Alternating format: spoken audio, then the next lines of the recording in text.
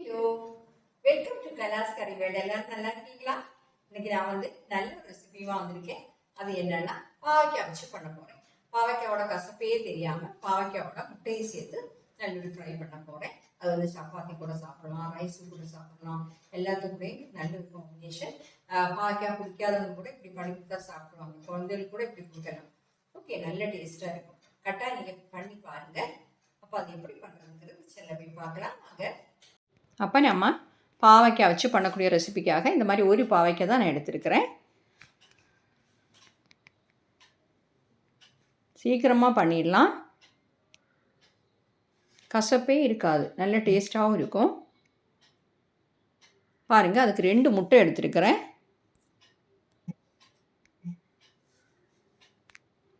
ஒரு பெரிய வெங்காயம் வேணும்.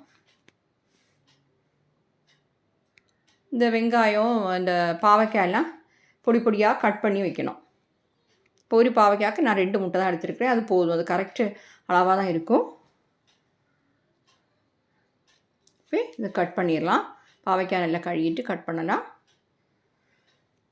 பாருங்கள், இந்த மாதிரி வெங்காயத்தையும் பாவைக்காயையும் ரொம்ப பொடி பொடியாக கட் பண்ணியிருக்கிறேன். சீக்கிரமாக வதங்கி சீக்கிரமாக ஃப்ரை ஆகி கிடைக்கும். அதுக்காக தான் சாப்பிட்றதுக்கும் நல்லாயிருக்கும். இப்போ அதுக்காக நான் ஒரு பேன் சூடு பண்ண வச்சுருக்கிறேன்.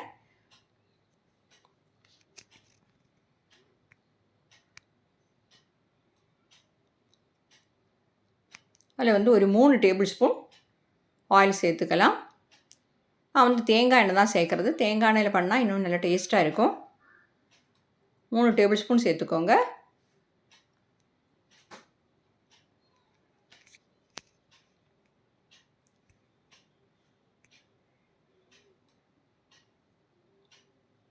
அரை டீஸ்பூன் கடுகு,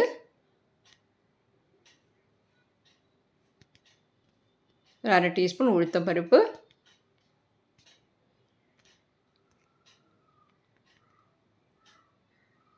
அரை டீஸ்பூன் சீரகம். எல்லாத்தையும் நல்லா சூடு பண்ணிடலாம். ஃப்ளேம் கம்மி பண்ணி வச்சுக்கோங்க.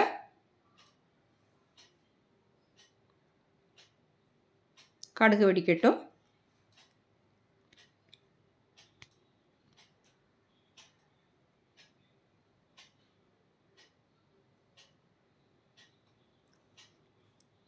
கொஞ்சம் கறிவேப்பிலை சேர்த்துடலாம்.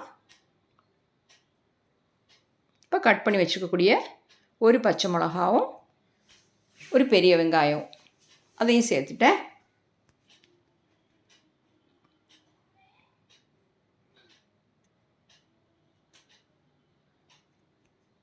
பச்சை மிளகா இந்த மாதிரி பெரிய பீஸாக போட்டால் நம்ம குழந்தைகளுக்கு கொடுக்கும்போது அதை எடுத்து மாற்றிட்டு கொடுக்கலாம். இப்போ அந்த முட்டையை நான் இந்த மாதிரி கலக்கி வச்சுருக்கிறேன்.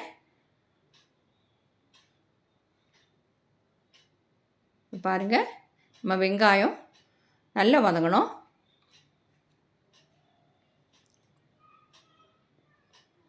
பாதிக்கு மேல் வதங்கிடுச்சு. அது கூட நம்ம இப்போ பாவக்காயையும் சேர்த்துடலாம். சீக்கிரமாக வதங்கிடும். பாவக்காய் நல்லா வேகணும். மீடியத்துக்கு லோக்கு இடையில ஃப்ளேம் வச்சுக்கோங்க.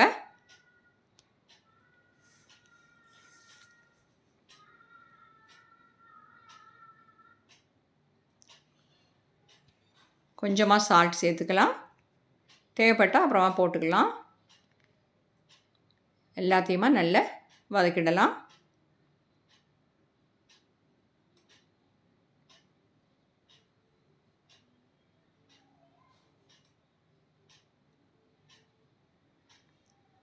நல்லா வதங்கட்டும். ஒரு 1/4 டீஸ்பூன் மஞ்சள் தூள், ஒரு அரை டீஸ்பூன் காஷ்மீரி சில்லி பவுடர் தான் சேர்க்குறேன். ஒரு பச்சை மிளகாய் ஏற்கனவே நம்ம சேர்த்துருக்குறோம். ஒரு அரை டீஸ்பூன் கரம் மசாலா பவுடர்.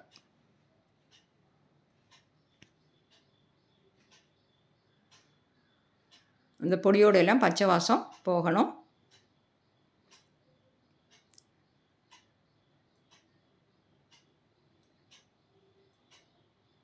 பாருங்கள், நல்ல கலர் மாதிரி எல்லாமே நல்லா ஃப்ரை ஆகிடுச்சு. பாவக்காய் நல்லா வெந்துடுச்சு. இப்போ ஒரு அரை டீஸ்பூன் ஆயில் இதில் சேர்க்கலாம். தேங்காய் எண்ணெய்னா இன்னும் நல்லாயிருக்கும். நீங்கள் எந்த எண்ணெய் யூஸ் பண்ணுறீங்களோ அதையே எடுத்துக்கோங்க. தேங்காய் எண்ணெய் யூஸ் பண்ணும்போது கொஞ்சமே அந்த பாவைக்காயோட கசப்பே தெரியாது. இப்போ வந்து அந்த ஆயிலில் நம்ம வந்து அந்த உடச்சி கலக்கி வச்சுக்கக்கூடிய முட்டையை சேர்த்துடலாம். முட்டையை சேர்த்துட்டு உடனே கிளறக்கூடாது. அது கொஞ்சம் வந்ததுக்கப்புறம் தான் கிளறணும். அப்போ தான் நம்மளுக்கு அதில் பீஸாக கிடைக்கும். இல்லைனா ரொம்ப பொடி பொடியாகிடும். கொஞ்சம் வெயிட் பண்ணுங்கள்.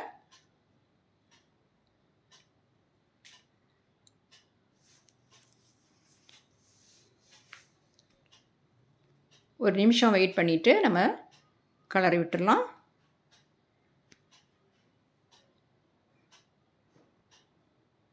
இது வந்து சப்பாத்தி, தோசை கூட சாப்பிட்லாம். சும்மா கூட ஒரு ஸ்நாக்ஸுக்காக ஒரு ஸ்பூனை போட்டு கொடுத்தா குழந்தைகள் எல்லாம் சாப்பிடும். இந்த எக்கு, பாவைக்காய், பெரிய வெங்காயம் எல்லாமே நம்ம ஹெல்த்துக்கு நல்லது தானே. காரம் நார்மலாக தான் இருக்கும்.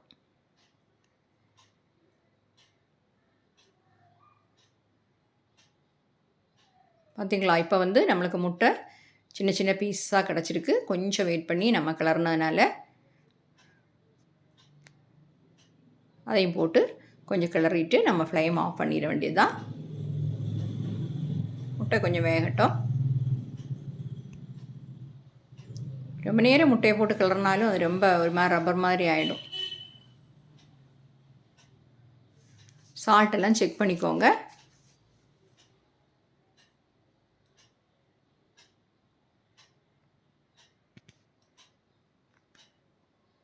கொஞ்சமாக சால்ட்டு சேர்க்குறேன்.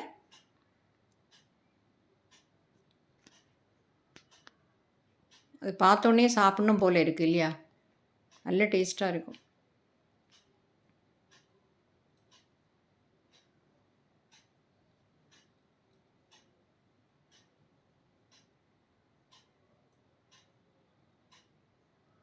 ஃப்ளேம் ஆஃப் பண்ணிவிட்டு ஒரு பவுலுக்கு மாற்றிடலாம். பாருங்கள் இவ்வளோ சூப்பராக கிடச்சிருக்கு. நம்ம பாவைக்காவும் எக்கும் சேர்ந்த ஃப்ரை நல்ல டேஸ்ட்டாக இருக்கும். கட்டாயம் நீங்கள் ட்ரை பண்ணி பார்க்கணும். பார்த்துட்டு உங்கள் ஃபீட்பேக்கை தெரியுங்க.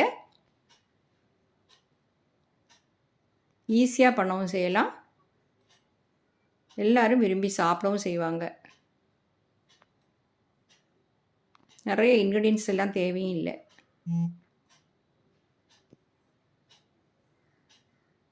Okay, thank you.